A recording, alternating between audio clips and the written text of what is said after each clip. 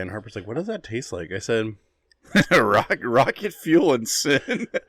no, I mean, you're not wrong. I said, it tastes like watered down Mountain Dew and Sierra Mist or Starry mixed together. Yeah. NOS energy drinks for when you want to feel like the devil. Yeah. Just drop that candy corn on the floor where it belongs. I didn't drop it on the floor. Thank you very much. That's pretty close. It was on its way down. You just had really good hands. The belly slowed it down. That's right, little friend. That's where you're going anyways. Perks of a dad bod right there. That's right. Yeah. Less stuff ends up on the floor. I have a hypothetical for you really quick. Boy. All right. If you were a breakfast food... I hate it here. Gosh, I hate it here. I figured we were doing so well for so long, and now we're going to bring that back up. Yeah, I know. It's been a while since we brought that one up. No.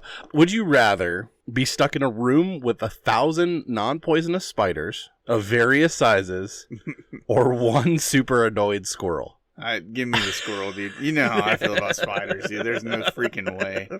Like it's the wildest thing to me that I'm a grown man, right? And even spiders that I know couldn't possibly hurt me, right? Like absolute worst case scenario that spider could commit against me would be just to crawl in my ear. You know what I'm saying? Like, and just burrow in there, and I couldn't get it out or something. That would be like the worst thing it could do to me. Even with those kinds of spiders, I still it's a full body panic if I have to try to kill one and stuff like that. Right. Because we get those ones I'm talking about that are they're like those real skinny little bodies, and the wiry legs. Yeah. That they show up in the corners of rooms where there's a little cobweb or something like that. They'll kind of just hang out there. Right. And they're harmless. Can't do anything to me as a grown human being. Right. And even going to kill those little guys, I'm like, I have panic attacks. And I know that it's completely irrational, but it's literally just the sight of a spider. Right. It just puts everything in me on DEFCON 6. Right. All of the primal instincts kick in. That fight or flight thing. Yeah. For me, it's all anytime a spider's involved, there's flight. A squirrel, man, I feel like you said it's a really crazy, hyperactive squirrel. No, it's an annoyed squirrel, like a super annoyed squirrel. Or it's doing that chatter, that screech at you the whole time. Oh yeah, I could deal with a squirrel. I'd rather be with that than the spider. The spider thing, man. I don't know. The problem is it didn't specify the size of the room. So you could probably find most of the spiders, but then there'd be half that you have no idea where they are. That's my massive problem with spiders to begin with. They're freaking everywhere, dude. You know how many spiders are in this room right now? I know. That's what I'm saying. That's the problem. And every time I become hyper aware of it, I become paranoid. So thanks for that.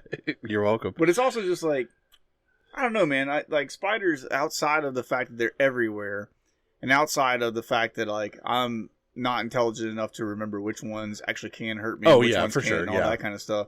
Because I'm from North Carolina. North Carolina, there's brown recluse, black widows. I mean, there's a bunch of spiders down there that actually can hurt you. My mom got bitten by a brown recluse. I've known people that got bit by black widows. What are the houses? We're going off on a tangent. But there's a house we moved into when I first started as a youth pastor down in North Carolina. Uh-huh. Brooke and I rented this house out in Boiling Spring Lakes. It was one of the best houses we ever lived in. But we were renting this house, and when we were going to move into it, I went inside, turned on the tap, no water comes out, right? And I'm like, well, that sucks. So we got to figure out what's going on with the water. So it's on a well, and so so we go out, and there's a well pump house out in the front yard. So I go out there, and I'm like, well, I'm gonna at least go check, see if the pump is on, all that kind of stuff, right? So I go out there and lift the lid of this little well house that's out there. And when I say that every conceivable corner inside of that well house had a black widow spider on it, it is not an exaggeration. There were black widows in every corner of that thing. Jeez. And I immediately like dropped the lid, stepped away from it, and I went back in and told Brooke, I'm like, we're just gonna have to live without water. And she was like, what do you mean? And so we go next door. There's a guy who was a firefighter that he was like a retired firefighter that was living next door to us. And so I went over and asked him. I'm like, hey, do you know anything about pumps for wells and stuff? And he's like, oh yeah. He's like, I can help you out with that, no problem at all. This dude goes out there, opens the thing up, and I told him, I'm like, there's black widow spiders in there everywhere. And he goes, oh, that's fine. And I'm like, what do you mean that's fine, bro? That's death is what that is. I'm not going anywhere close to that. He goes out there with his garden hose, sprays all the black widows down into the bottom of the well house, like just knocks them all down, and then just starts reaching in there and messing with the pump and stuff like that. And I'm like, you're just built diffy, bro. I can't. I'm not on that level. But now all of those black widows were in your drinking water. Don't think that's how it works, but yeah, like I was ready to just I was like, that's it. We'll just give up on life and move on. And Brooke was like, no, we have to do something about it. So I went and talked to that guy, and he's just very nonchalant about the fact that there's like 8-legged death freaks in our well house. And so, anyways, what about you? So which would you pick out of it? So I'm probably leaning towards the annoyed squirrel, just because of the simple fact that, like I said, you could probably find maybe half of those spiders and you have no idea where the other half is. Right. And even knowing that they're like, yeah, there's no way. Yeah, no way. So like what I was saying too is like spiders are like the freaking creepy uncles of the animal kingdom, right? Uh-huh. It's just like, hey. They're just hanging out somewhere. Right. Like in the room with you, watching you. Right. And yeah, it's like you just imagine if they actually had like the ability to talk. Right. They'd be over in the corner. Hey there, what you doing? You just hanging out? You watching TV right there? Ooh, that's a good episode right there. Yeah, I saw this one last time you watched it too. Yeah, we love Band of Brothers, don't we? I'll be like, dude, yeah, spiders are creepy, man. I don't like them. Yeah. Whereas the squirrel, I just think of Hammy from Over the Hedge. Well, see, I feel like he'd be fun to hang out with. Oh yeah, I mean, hello. Well, like you and I are like more like we're like Hammy without the caffeine. Yeah, that's fair. Well, I've been hunting enough times that I've listened to annoyed squirrels up in the tree, like doing that little screeching thing where you're like, if I could see you right now, you would have an arrow through you right now. My dad, shut up. My dad, at least on one occasion that I can recall, he killed a fox one time because it scared off deer, but he also killed a squirrel one time. Yeah. So Dad liked to hunt with a shotgun. I like to hunt with a rifle. And so we were out, like we would go out at the same time, and we had these two different spots. Like I would go to this one tree stand that was on the edge of this one field that we had. Dad would go back in the woods in his tree stand and sit up there and with the shotgun. And he's got deer slugs in the daggone thing. So Dad's sitting out there one day, and I was in my stand, and all of a sudden I hear, boom! And I'm like, hey, Dad got one. I'm like, cool. So I climb down out of my stand, get on the four-wheeler right over to where Dad is and stuff like that. I'm like, where's the deer? Dad goes, it wasn't a deer. And I was like, what do you mean? He's like, you see where the branch used to be on that tree over there? He's like, there was a squirrel sitting on it when I shot it. And I was like, oh, okay. So Dad just like obliterated a squirrel because it scared a deer off when he was like waiting to shoot it. So I was like, that's hilarious. He did the same thing to a fox one time that like, he was hunting with a rifle at that point in time, and Dad shot the fox dead between the eyes and just obliterated it. Anyways, so yeah, I'm taking squirrels. Team squirrel all day. Yeah. I feel like even if the squirrel was like a rabbit, I feel like I'd rather be in the room with the rabid squirrel than I would with the... Yeah, because like, I don't know, I just got that overwhelming, like something was shivers. crawling on me. Yeah, that's right. I have to not think about it so that I don't feel like that. Yeah. Cool. All right, well, let's dive into this episode. We got something fun for you guys today. Yes, we do. All right, good morning, Josh. Good morning, Josh. Recognize me? No? Well, I'm Josh. I got suspended from school because of Josh. You're going to be there with me in every way imaginable, Josh. Josh is truly in a trance, yes. I went to high school with Josh, and I can tell you right now, he's a terrific kisser. Hi, I'm Josh. Josh, these are people's jobs we're talking about, Josh. You don't make us Hi. Josh walking in the door wasn't even close. Josh, You are a muffin-snuggling pirate puncher. Josh is a good guy. We can talk to him. Please welcome Joshua.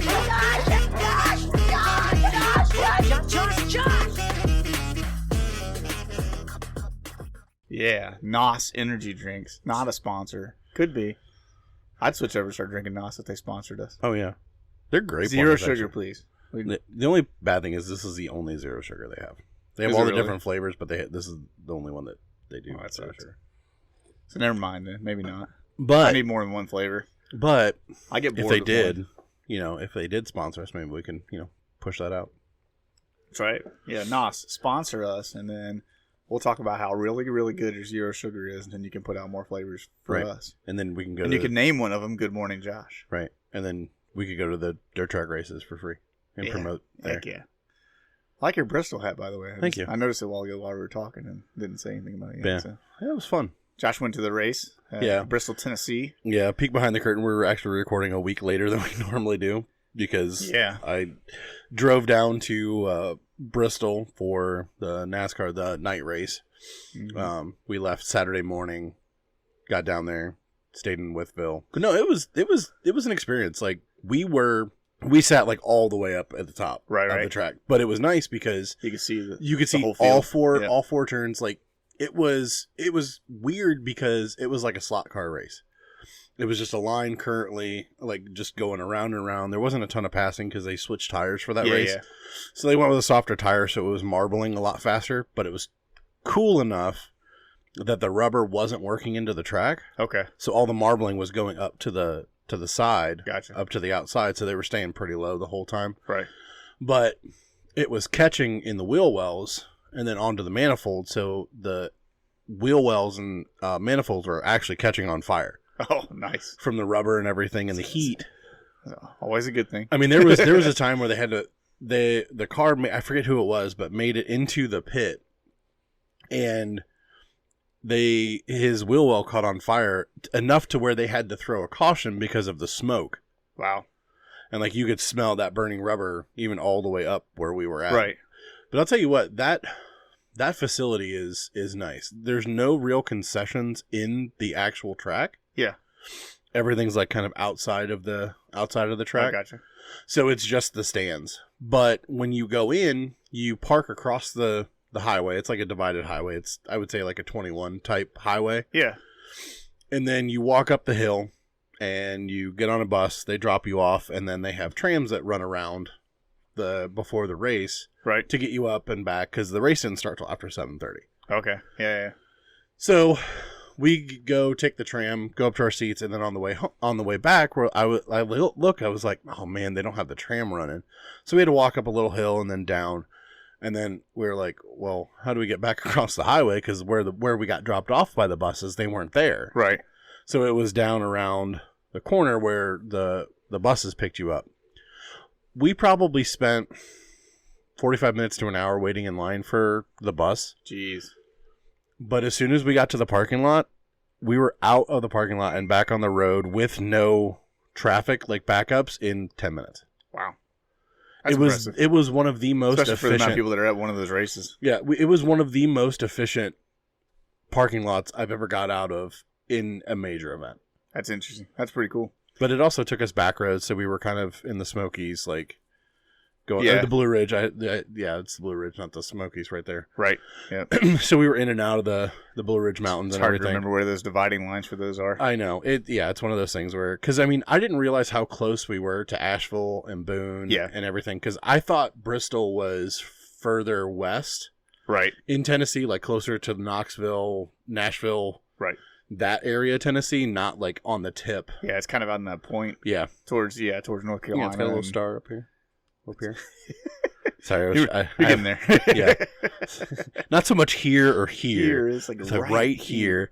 But yeah, so it was a lot of fun. That's awesome. I think I would definitely do it again. I've been to one NASCAR race like live in my life, and that was down in South Carolina, Darlington. Yeah, and went there with my friend. Shout out to Jason Fennell, and went out with him and his dad and his brother to that race, and I've always kind of liked NASCAR. Like I've watched it on TV a lot and stuff when I was younger, but man, I really, really enjoyed being at the race live and stuff like that. That's a hard feeling to beat. I'll say that. It's one of those things where that's one of two sports that I thoroughly enjoy live. Yeah. Like it's a completely different experience live. What's the versus second watching one? baseball. Okay, yeah. Like I love going to baseball games. I hate watching them on TV.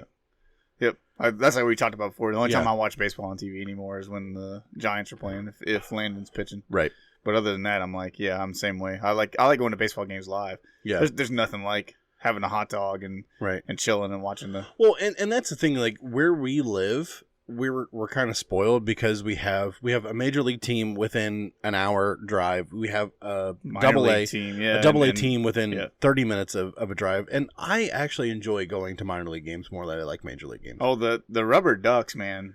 That's a hard experience to beat. Yeah, I enjoy going out and sitting in the right field bleachers, Mhm. like just the cheap seats, and heckling the outfielders and stuff during the game. I mean, you just can't beat the size of it, the feel of that ballpark and stuff. And the tickets there are so inexpensive. Yeah. Oh yeah. Like I think like $6 to like go in and watch a game. I think I paid the last time I went. We paid, I think $14 a ticket, and we were like right behind home plate. Yeah. Like great seats for like under $20. Yeah. That's ridiculous. And then I usually park in the Bowery building, like the Children's Hospital building right behind there. And if you get there at the right time, you don't have to pay to park. Right. Right. All right. Well, like we teased you a little bit before the introduction, we are doing listener comments today because it's the last one of the month. And so with listener comments, we've got quite a few today that we got to work through. We're excited about that. We appreciate you guys interacting with all of our stuff on social media and everything. And so we'll kick it off by going right to the very first one that I have on the list, which is we put up, if you look back through our social media stuff, you'll see a picture for episode 32 that was like our promo picture. And it was, I asked AI to take Josh and I and to make us cartoons to put us in, well, and I think my description was to make two guys that looked like they were conspiracy theorists that were in Ohio. And it freaking nailed it, dude. It did. The two things that I want to point out about the picture, though, is why is there a car crash in the back? I think that there was something in the episode that there was like a car crash with, and so I asked it to include something like that. And aside from the fact that in the camera photo, there's no car crash. Yeah, oh yeah, the camera photo is like missing like a bunch of different things. But anyways, Tiff commented on that one, and she said, this image is so Ohio. Right. It's like the most Ohio picture that we could ever Absolutely. have. And that's great. Which I thought was like the best part about it was just the fact that it freaking nailed the Ohio part of it. Yeah. And then, the next one we have is we were talking about, we created a Minecraft server, and that Josh had never played Minecraft before. And Lynette commented, it says, come on, Josh, Preston is 14 and he has 13 years of Minecraft building, which I believe it. And to be fair, I've only ever watched I'd be killed by a zombie at night on night one. So yeah, I'm totally in that ballpark. I think I commented back to her and told her like when we started the server, like the first time that we got on together, like before the server that we have now, we all kind of just jumped on one, and I died 3 times in like the first 20 minutes. Maybe 20 minutes. Yeah. Maybe 20 minutes. I was just dying left and right. And Josh and Sky are just dying laughing at me because I'm trying to explain to him how to play, and he's like, no, I got it. Yeah. The thing is like Sky and I have watched so much gameplay of Minecraft and stuff that I feel like I know the concepts of it, but knowing the concepts and putting them into like practice is like two totally different things. And so it's so funny to see like where it is now. Like I'll have to get on and do some like running around, like just screen recording. Yeah. Showing the differences in building techniques and things that between like your stuff, Sky stuff, my stuff. Like I have this nice little like house that I built. Yeah, Josh has a very nice looking house. I got to give you a lot of credit. Like yours is like he decorated it, and it's very like well thought out and put together and stuff. Your roof on your house is more amazing than most of the things that I've built already in Minecraft and stuff. So Josh has this very cool looking house. Sky is like an ADHD chihuahua, just building things left and right all over the place on this because we found like an island that we've all kind of settled on. That I was like, hey, I'm gonna start building my stuff on this island that way, and then that way we could all be at one place and kind of have like a base of operations and stuff. So, and now the funny thing about it is that like, when was the last time you were on? Probably like a week ago, like 2 weeks ago. Yeah, you're gonna be like super shocked when you get.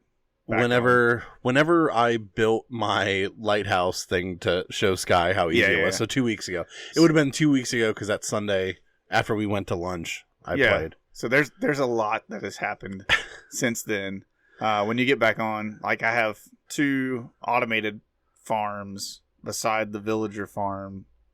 That entire thing is now a wheat field surrounded by bamboo. I mean, it's crazy. And I built the villager trading hall is out on like a little island right off from where that is and stuff. And so it's, I've gone a little overboard. Good. And yeah, as you know, my personality, when I get addicted to something, I go full bore into it. And Minecraft has been that thing for me. Well, like you said, it scratches a certain itch that you didn't know that you had. And it's like, the mining is, I've told Brooke, the mining aspect of Minecraft is so good for my brain for some reason. Like it doesn't require any thought, and there's like a reward system that's involved in it, and I think that it just keeps drawing me back in because like Sky will tell you, like we were talking about it earlier, that I have like 200 and like 40 something diamonds stacked up because all I do is go to the mines and I mine until I get bored.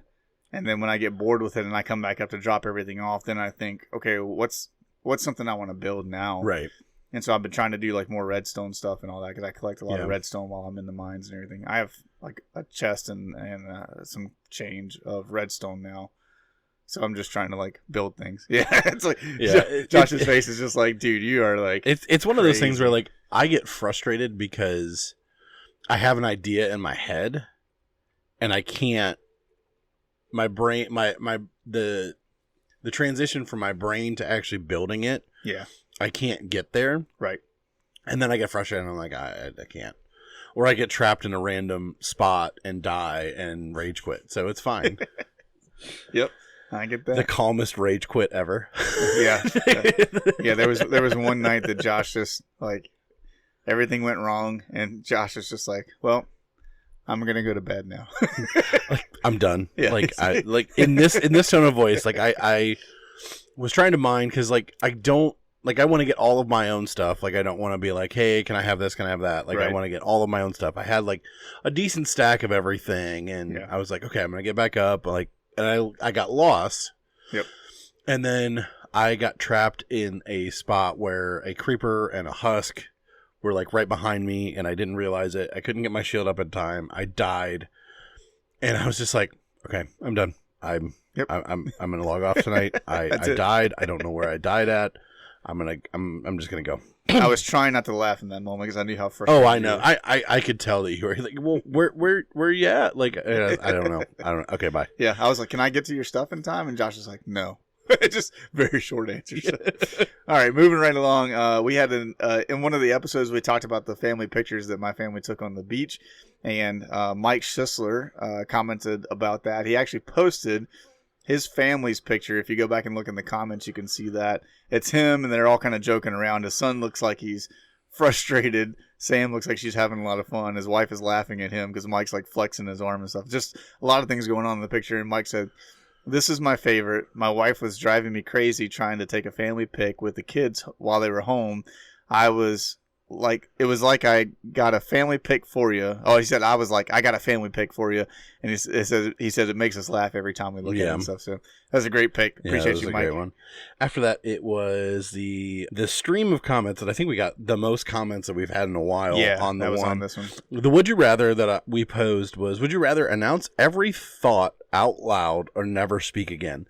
And Tiff was the first one to comment and said, I can never speak again and just relearn ASL, or just learn to work on my kind thoughts and inner monologue. The only thing with that option is that I wouldn't be able to stop blurting things out like at weddings, funerals. So ASL it is for me, I guess. Which same though, because it's one of those the amount of thoughts that I have in my head that don't come out is a really good thing, because you just have that nope, okay. I wonder if there's because I think about certain people like Shar Mendenhall, right? That goes to church with us. I think about Shar and I'm like, I bet that she genuinely just has wholesome thoughts all the time. You know what I'm saying? Right. I'm sure that she obviously probably gets frustrated with people. Obviously probably thinks things about people that cut her off in traffic or whatever. But it's I bet that she's Right. genuinely wholesome in that sense. And I think to myself, what would that be like? Yeah. I'd like to think that my thought processes on a general basis are pretty good. Right. I try to think the best of people, and I try to look at things from the perspective of Christ, looking at the world around me and stuff. But at the same time, man, I just know. But then I remember we're all sinners and that's and right. perfect We're people, all and messed up, and I totally get that. So, Katie Wenzel also commented on that when she said, "You don't want to hear what's inside my head. It's a scary place. I'll go with never speaking again." And Katie, we're on board 100%. With you. That's our answer to you. So the next one was my mom. She also said, "Mine would be bad if I announced every thought, but could you even imagine if your dad did?" So that is hilariously fair, Mom. So my dad, because most of you guys that are listening probably don't know him, my dad is the kind of guy who he exemplifies tact, which we've talked about before on this show.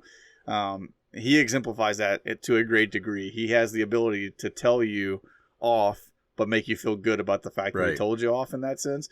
And but that also shows my dad's ability to withhold all the things that are coming into his mind. Right. And so you just think about if he truly ever let loose, if he had to announce all the things that were inside of his head at any point in time, it would just devastate people.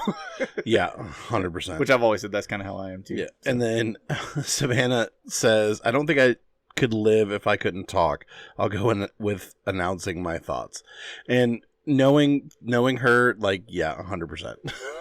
Yeah. she's one of those that has to talk. The people that can't talk without using their hands. If you make them sit on their hands, they get very uncomfortable because they can't gesture and things like that. Right. That's her with just talking. So yeah. So the next one that we had on there was Joe Bodner. So Joe said, "Never speak again. That way, when someone asks me to help them move, I can just stare silently like a wise monk." Much better than accidentally blurting out, "Wow, your baby kind of looks like one of Matt Damon's poop potatoes from The Martian." Which Joe just continually keeps throwing that back in there as his reoccurring joke, which I love. That's awesome. Yeah, I feel you on that one, Joe, for sure. Yeah. And then Lisa Bodner commented out loud, "Although I pretty much already do that." Which it's one of those things where it's it's the phrase "oh no, I said the inside thoughts out loud." Yeah. Oh yeah. And I'll catch myself from time to time doing that as well too. Except I know Lisa well enough to know that Lisa's not even "Oh, I let my inside thoughts on the outside again." She just says it like it is. It's plain and clear, which I love. Be honest with me, because I'd rather just know where you stand on things than to have people dance around issues and stuff. So when we got to episode 33, we told our backstories that we had AI write for us. So that was where I was it Buford? I think was my guy's name. I think so. That it made up for me, and you were the mob informant guy. Yeah, the accountant. Yeah, and so Lynette commented on it and said, "Your backstories were awesome." We appreciate that, Lynette. Although we can't take much credit because AI wrote those 100%. So, all right, and then about ordering food. So this one came from the sheets mishap. Yeah, which was that we talked about. Which was this last week's episode as of recording. Was it last week's? Well, the week before, I think. Maybe. Oh yeah, because we have one more. No. Yeah, we have one more coming out. Stop making me remember things. And I'm usually the one. Read the comment. I'm sorry. Jeez. Joe said, "When it comes to ordering food, I'm team human all the way. If you can read a menu and actually tell another person what you want, there's almost zero chance of walking away with the wrong order." I 100% beg to differ. Yeah. Oh, really? Oh yeah. How many times have you ordered in person and gotten the wrong food or not gotten the right food? Or I'm going to be honest with you. It's pretty infrequent for me. I don't know Really? if I'm just like clear about what I say. Have you driven through Taco Bell? But I don't. Yeah, not the Wads. I don't go to the Wads where Taco Bell. I that will place refuse. is the worst. Oh, speaking of the one which, in Barberton's pretty awesome. Speaking of which, have you ever been to a Taco Bell that you weren't trapped in that drive-thru line? Yeah, the Barberton one you can get out of. That's what I'm saying. Barberton's awesome. Really? Yeah. No, because when you go behind the building, you can't get out. You can't get out of the There's no space to get around somebody back there. Really? Yeah. The Wadsworth one though, they full blown trap you. The in. Wadsworth one, the They're Oroville one, you like, can't. Congratulations, you are cemented in. Like now. almost every Taco Bell that I've ever been to has like a concrete divider or bushes or something that tunnels you into that drive-thru. They're like, It's hey, bud, you're here now. Not sure if you wanted tacos today. We'll make your mind up. You're gonna for get. you. Yeah, but yeah, I kind of agree, or I check kind out of the name disagree tag. with that. You're in our drive-thru now. Because I've had more times where people taking my order will either give me the wrong order, misunderstand what I said, and not repeat anything back to me. That's what frustrates. It's it happens to me. And I was gonna say, like, part of it for me, I think, is that I'm like typically I will specifically only order things off of a menu because they come the way that I want them already. Right. And so usually I'm just going like, I want the number 7, and I don't change anything about it. The most that I ever do at like a Mexican restaurant is like, I don't want refried beans. I just want double rice. And if they bring refried beans, I like them enough to eat them anyways. Right. So it's like, yeah, I don't know. But I've had it when we've gone to like Jimmy John's where I will order by the number and they will put in the wrong sandwich and give me the wrong sandwich. That's crazy to me. Because it's so funny that like you have that experience more regularly, and I like never had that. But anyways, so yeah, Joe like finished up saying like he likes ordering with people because he doesn't feel like he gets the wrong order that often. Yeah, which again, I think you have to just pay attention when you're ordering stuff. Yeah, in an automated system. The rest of that so comment, you actually get more chips. He said people who can read don't fail at tacos, which is funny. He said, meanwhile, the apps love to flex by tossing in random extras. I'm like, no thanks. I don't secretly want 3 guacs and a churro. Sometimes old school human interaction just works better. I agree with that. Yeah. He said, now groceries, different story. I'm not here for the self-checkout unless I'm getting some kind of welcome to the team discount. If I'm scanning, bagging, and basically running the register myself, then I should see that reflected in the price. I came to shop, not clock in. Which, I'm on board for that. Well, that's why you get a TV for the price of a Kool-Aid packet. This is true. This is just why humanity fails. Is self-checkout. I do appreciate that though, because I think that's part of the reason why we as human beings have kind of lost touch with one another to a degree. Yeah. Is because it used to be that every place we went into, you interacted with a human being, right? Right, like, and it's one of those things where it's not even a convenience anymore. It's a increase in corporate greed because you put these things in, you don't have to pay an employee. You pay an employee to stand there and act like they care what you scan out. Right. I mean, when you hire Grandpa Moses and Methuselah to be your asset protection people at the door checking receipts, are like, can I see your receipt? No. And it's like, well, I need to see your receipt. And then I actually told one of the people, it's like, then don't give me the option to email me my receipt. Yeah, I was going to say, like I don't understand that concept at all. Yeah. Like, they're like, you can get a text, you can get it emailed, or you can get it printed, or you can do all 3. And I'm like, okay, but if I don't print my receipt and then I walk out with something that's not bagged in my cart at Walmart, they're going to ask me to see my receipt for the thing that's not bagged. And I'm not showing you my phone. I'm not giving you my phone. I'm not taking the time to go to my email and stuff like that. Yeah, so. No, then don't give, if you're going to check that, then don't give me the option to get it texted or emailed to me. Brooks fussed at me before because I just like, they're like, sir, and I just keep on walking, and she's like, they were talking to you, and I'm like, I don't care. Like, I paid for my stuff. I paid for my stuff. I didn't do anything wrong. Like, you can check the cameras. Yeah. That's what they're there for. Yeah, exactly. And then Wyatt called me out. I almost said something during the episode, but I'm glad Wyatt called me out. It said the LA Olympics are in 2028, and I don't think there's a summer Olympics this year. This is when we were talking about the balloon race. What I saw on the Olympics thing was the trials were this year. There is a Winter Olympics next year in 26. Okay. Gotcha. So, but they were doing Olympic trials and stuff, and this year. I was looking at the same stuff that you were, and I didn't realize until after we got done with the episode that it was a trial. Yeah, I don't think there actually are the Olympics this year and stuff. It's like... So, but Wyatt said, he's like, the LA Olympics are in 2028, and I don't think that there's Summer Olympics this year. The Olympic schedule went back to normal after Tokyo 2021. Yeah, because they did a dual back-to-backs for COVID and everything like that. Right. There was a 21 and then 22. Because 26, yeah. I had to We just need to stop talking about the Olympics. The Olympics happen. Do it on a set schedule, not every 4 years. That's dumb. Do it every 5. Yeah. Well, Wyatt, we appreciate you. We appreciate you setting us straight on that one and giving us the information too, man. We're always happy for anytime we mess something up to be corrected. Which, by the way, I'm going to tease it now and talk about it in the next episode. There's something really interesting about a topic that we covered a while back that I heard some corrections on from things I learned last night today. Like literally today, I was listening to it on the way back from over at the orchard where we were this morning. And yeah, and so we'll talk about it in the next episode because it's interesting. It's really interesting. Yeah. So anyways, we'll throw that out there. That's so a little that's teaser. News to me. Tune in next time to hear more about that.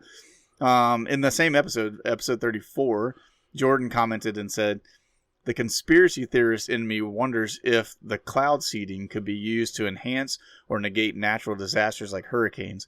Like if we could see a big tropical storm coming, theoretically, could someone seed it and make it even worse storm, or rather rain before it's supposed to and weaken the storm?" It's pretty wild stuff. And so, yeah, go ahead. I was just saying, I think we kind of covered that a little bit, where there is so much regulation now, at least from a governmental standpoint. Yeah. But individuals, I mean, we have the example in North Carolina. We have the examples in Texas. Right. Tinfoil hat going back on for this one. Like, there's a lot of You things. took yours off? I know, right? Trading. Actually, it's my hats are all lined with tinfoil. But it's one of those things where there are a lot of coincidences lining up with things because of lithium deposits and everything being discovered and being able to raise water tables to harvest those because of regulations with the oil and mineral rights and things like that. There's a lot of things that are just too convenient that didn't have some manipulation. Yeah. But then you run those risks of it, because it's one of those things where if we would prematurely release a hurricane, like to where it would rain, you run the risk of you can't control the pattern and you can't control the path. Yep. You can just control, and if it is plus or minus, then you're going to create a monsoon over an island that has no means of taking care of itself. Yeah. Well, I think on top of that is like what most people don't realize about hurricanes a lot of times is because of where hurricanes form and the waters that they're moving through and stuff like that, is that hurricanes are actually picking up water as they're going through.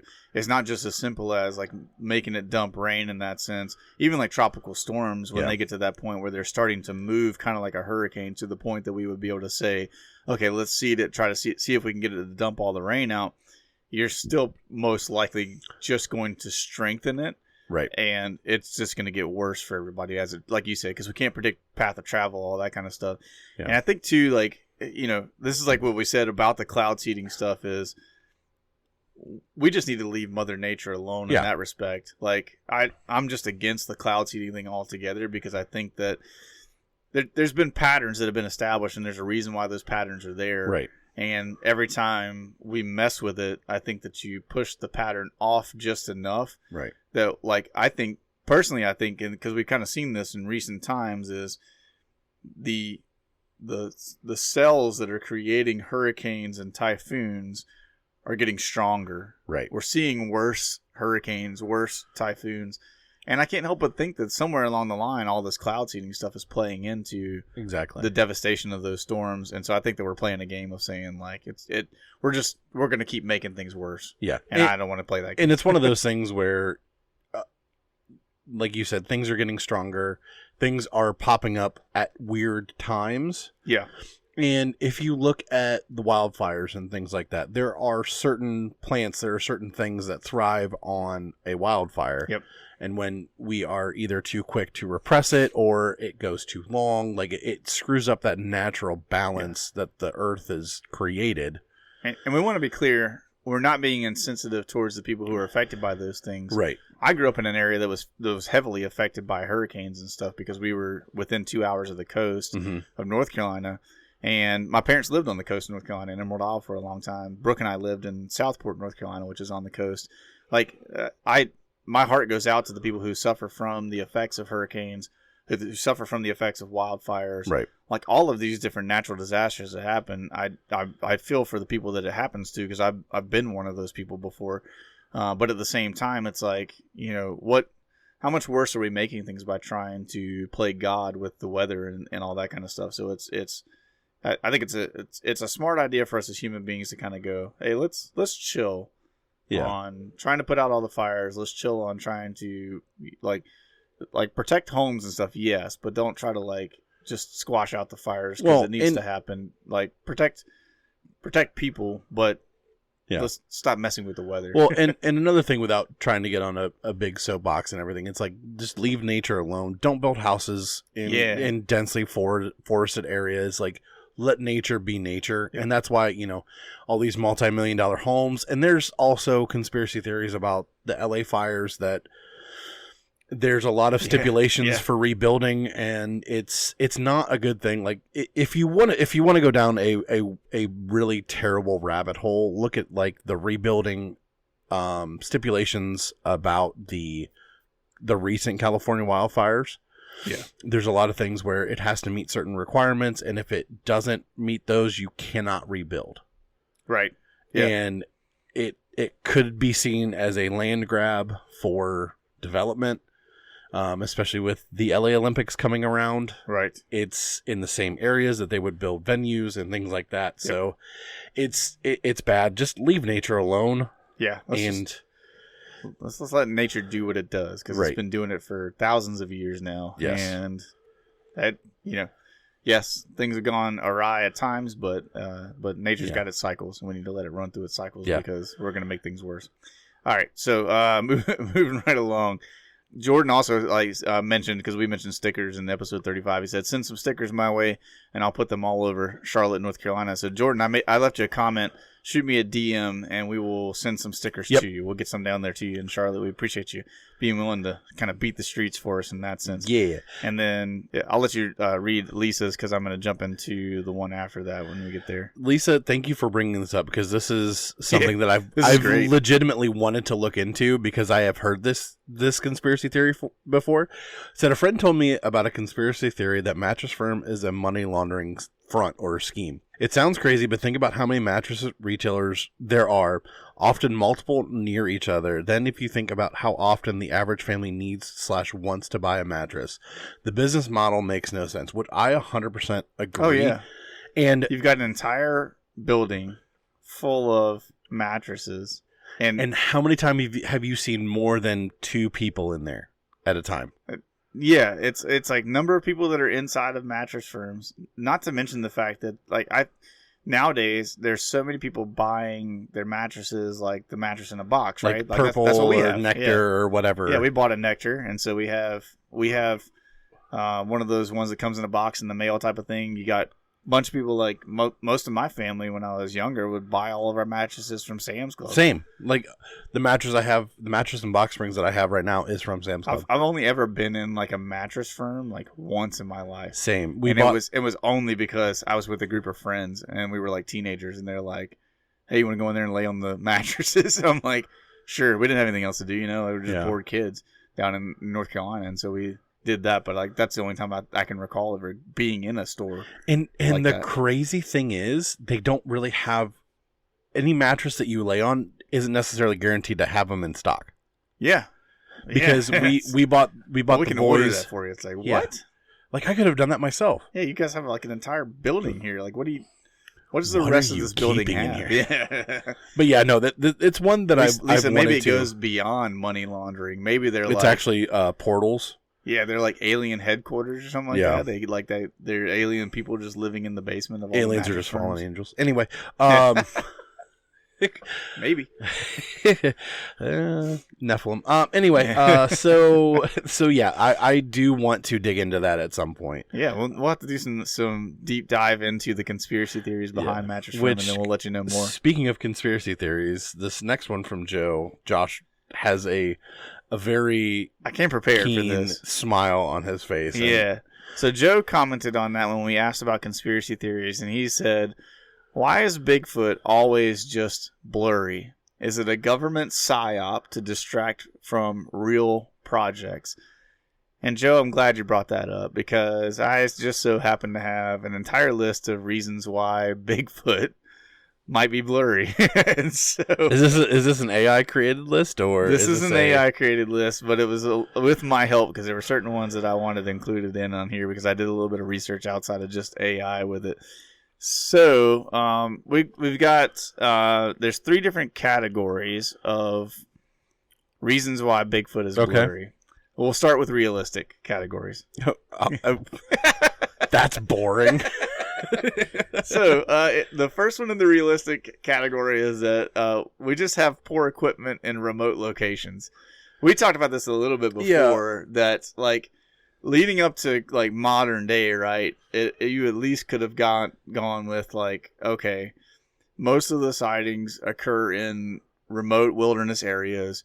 People aren't carrying like professional grade cameras with them and stuff. Usually it's like a cell phone or it's a trail cam, things along those lines that are picking up all these different shots that we have of Bigfoot. And so there's like a struggle to keep it focused and zoomed in and all that kind of stuff. But see, here's the thing. So the most infamous Bigfoot photo that has been taken, which I forget the name of the photo. It has a specific name. Do you have that one? No, I don't. But you know which one I'm talking about. Yeah, like the it's the one where he's like full across stride, and like looking back. I want to say that like he's like posing for the picture. Hey, girl. Which actually it was a female Bigfoot. If you actually listen to the thing, anyway, I've been deep diving on cryptids and stuff like that. If you go down the rabbit trail, Haunted Cosmos, check them out. They have some great episodes about Bigfoot. Cosmos. But I'm pretty sure those were actually, for the time, more professional photographs because they were actually out looking for something. Yeah, before the time, because that was like the OG photos of Bigfoot were from like what, the 70s? I think that was 80s. 70s or 80s, but still, I mean, you think about but we also had, which is funny because we also had the switch to digital photography there in like the 90s, 2000s that was actually terrible. Yeah. It was actually worse. Yeah, for sure. But anyway. It degraded for a bit and then came back up. So, yeah, but the poor equipment's one of them. This one's like a pretty easy one. Motion blur due to sudden movement. So, I don't know if it's that Bigfoot is always aware whenever a camera snaps a picture or something like that, or if Bigfoot just moves really fast on his own, like regardless. But, yeah, so anyways, maybe he's just moving so fast that he gets blurred. The third one is that it's a psychological expectation bias. And so the idea is that some researchers believe that people who are primed to see Bigfoot may misinterpret blurry shapes, shadows, or bears as Bigfoot.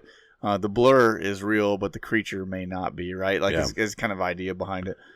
So they're seeing actual things in nature, but because we as human beings, it's the old like mind over matter kind of thing, right? Like that if I have something in my head and I'm focused on that thing, so if I'm out in the woods and I'm looking to see Bigfoot, then anything that's tall and could look like fur that's in a shadow or something like that, then my mind is naturally going to interpret that as being Bigfoot. Right. And so it's going to come out blurry because it's not actually there. Yeah. It's not the real thing. It's the Patterson-Gimlin film. And so that was actually taken from it's a still from a film.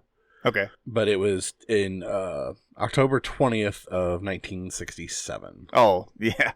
So film in 67 was still pretty But if you actually crummy. look at that, it's still a good picture, though. Yeah, yeah. I would think that this is probably the least blurry out of all the images that we have of Bigfoot.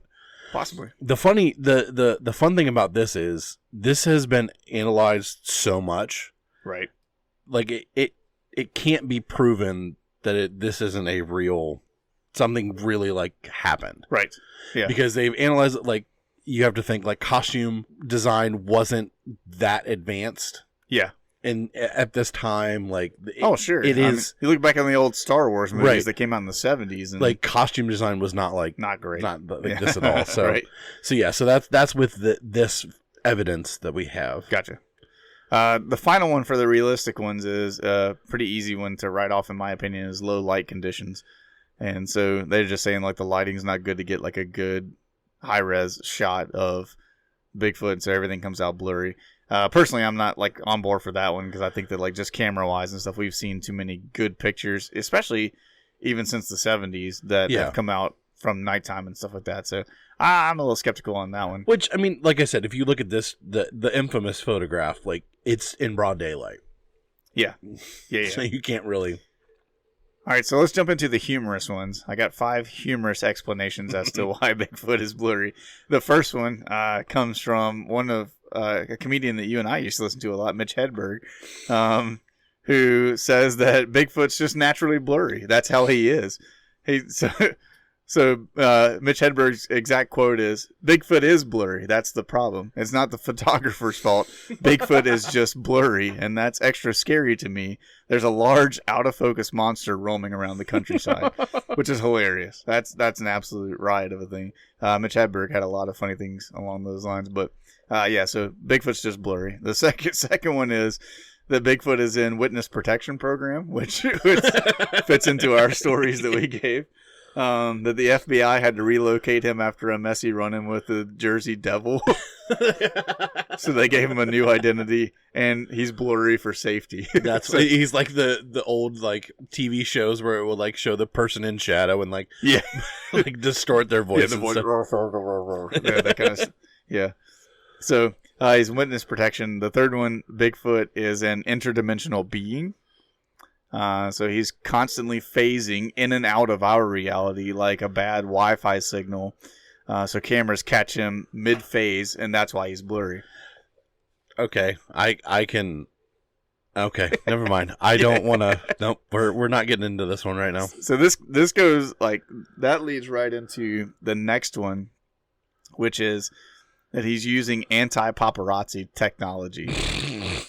So this is actually really funny because did you know that like celebrities now have clothing articles that have been developed that are like hyper reflective and things like that. So when they try to take their pictures, it ruins the pictures that the paparazzi try to take of them. Good for them. Yeah, I think it's awesome. I'm like, good for them. Yeah, like they need privacy and stuff. Yeah, and so I mean, I'm all about it. Yeah, but this is saying that maybe Bigfoot has kind of capitalized on that and has figured out a way to make it so that he's a walking NDA, right? Like he made it so that they can't take pictures of him in that respect. This one's my favorite. He's the original NFT. What's that? He's the original NFT. This next one is like number 5 in the humorous category is my favorite of the humorous explanations. Bigfoot was cursed by a wizard in 1623. 1623? As a punishment for stealing a magical staff, Bigfoot was cursed to never appear clearly in any image until he apologizes for stealing the staff.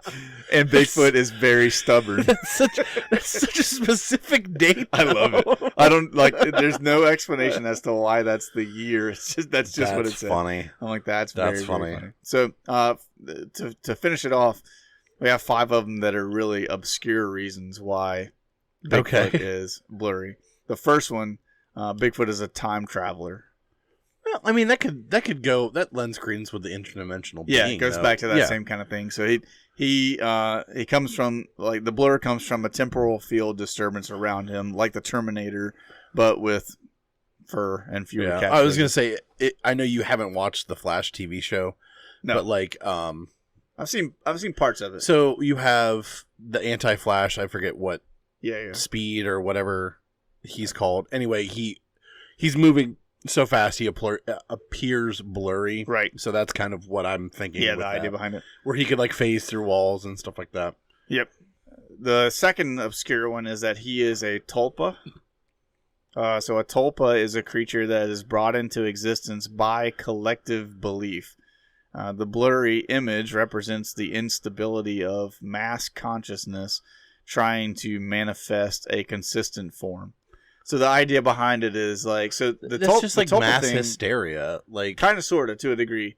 But the tulpa thing is like it's like the Wendigo is considered a tulpa.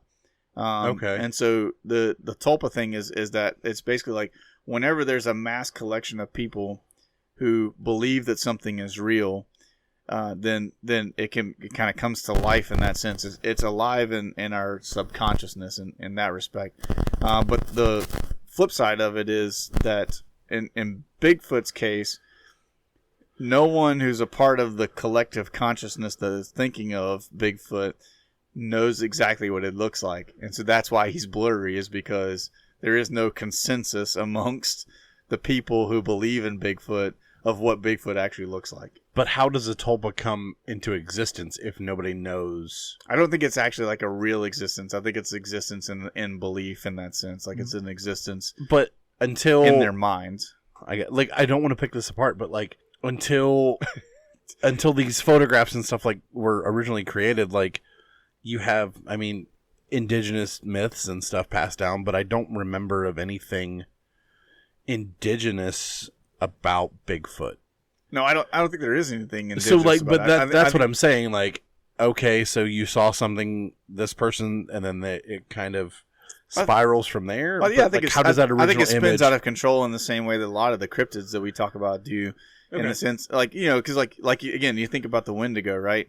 Right. The Wendigo was, at some point in time, there was an Indian shaman or somebody like that, right, that was trying to explain to kids, like we talk about, like we joke about all the time, like they're trying to scare kids into better behavior, right, not being greedy, and and so maybe this guy makes up the Wendigo or comes up with this concept of the Wendigo, and then as people start believing in it, then the stories swirl about what does he look like, all this kind of stuff, and they kind of keep going further and further down that trail until we have the Wendigo that we think of today. right. So the same respect, like Bigfoot, maybe somebody at some point in time was out in the woods, saw something that was like a really tall humanoid that was furry. So they come back and describe it, and the word spreads, and you get believers, and you know, eventually that's how all of it kind of falls in place in that sense. Yeah. Number 3, quantum camouflage. So Bigfoot has evolved to have quantum level camouflage. His particles vibrate at a frequency that disrupts digital imaging sensors, and this also makes him a nightmare at the TSA checkpoints. It's like, what is he, an elite from Halo? Yeah, like, I have no has he idea. adaptive camouflage? But Yep, that's what they're saying. Quantum level camouflage. Number 4, we are living in a glitchy simulation. So Bigfoot is a rendering bug in the simulation that we're living in, like an NPC asset that never fully loads in. So he's blurry because the simulation engine is throttling its RAM.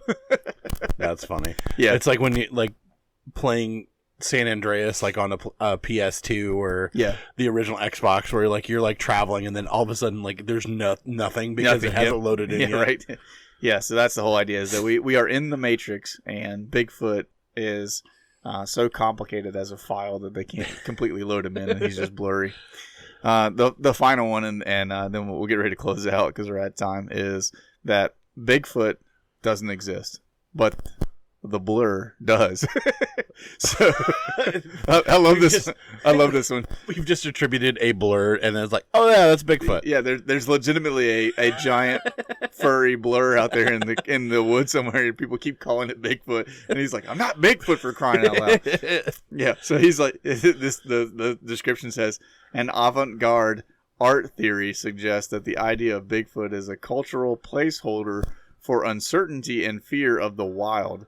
The blur is symbolic. It's an intentional void where myths live. I don't know if I like that or not. Like, I understand, because it kind of goes back to the last one. Like, it's a placeholder, right? Which, yeah, okay.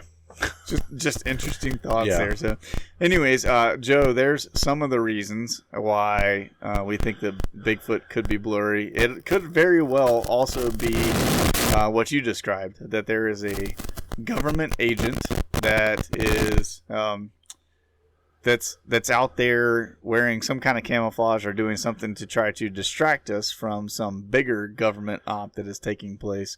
I mean, that's always the thought, is that it is a distraction from something bigger, which is usually the case anyways. I mean, usually the government is doing something nefarious. And, of course. And they've got guys that are specifically out there going, hey, look over here. Here's the keys. Jingle, jingle, jingle, jingle, jingle.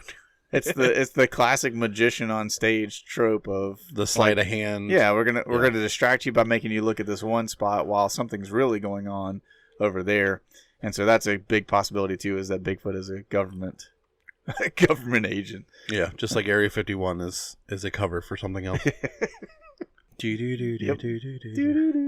Well, as we get ready to close out today, we want to remind you guys, like we always do, to go and check out our link tree. Yep. Josh can tell you all about all the good stuff you can find there. So our link tree is a place where it has all of our socials, our Instagram, Facebook, Spotify, Apple Podcasts, all of that in one fell swoop. If you want to go ahead, once you click on that link, it will take you and you can share that across any platform, text messages, social media, anything like that. If you go ahead and give us a share, that would be amazing. Also, I gave Josh some here this morning. We do have stickers. We sell stickers. It has a QR code that takes you directly to that link tree. Yep. So if you want to go ahead and stick those on a water bottle, laptop, car, I know I have one on the back of I have two on the back of my car. Nice. All you have to do is scan the QR code and it takes you right to our links. Yep. I'm going to put one on the back of my truck now that I've got some. Josh gave them to me this morning, so I'm looking forward to that. And for all of you guys out there, you can, we would really appreciate it if you enjoy this show, if you have fun listening to us. First off, God bless you. Thank you for that. Yeah. Second off, if you'll just take the opportunity to share those stickers out, share the stuff on social media, we would love to kind of grow our small platform here and just have more people listening to us in the near future. Right. And we know that every episode isn't for everybody, so give us some suggestions on what you guys want us to talk about. And if you're going to share an episode out with somebody, maybe pick your favorite and let them know, hey, I really enjoyed this episode, laughed along with these guys. Maybe you'll enjoy it too and get enticed that way. Otherwise, we hope that you guys have a great rest of your week this week. We hope that maybe we made you laugh a little bit today, maybe gave you a little bit of information, and we will look forward to seeing you guys in episode 40. Hard to believe. Yeah, it's hard to believe, and it will be the 1st of October. That's right. 1st of October. Nothing like kicking off the first week of spooky season with a cryptid. Good old cryptid. And I got a little bit of a surprise for us to follow up on a previous episode as well. So It'll be a great episode. We look forward to seeing you guys there, and we will talk to you soon. Love you. Bye. Bye.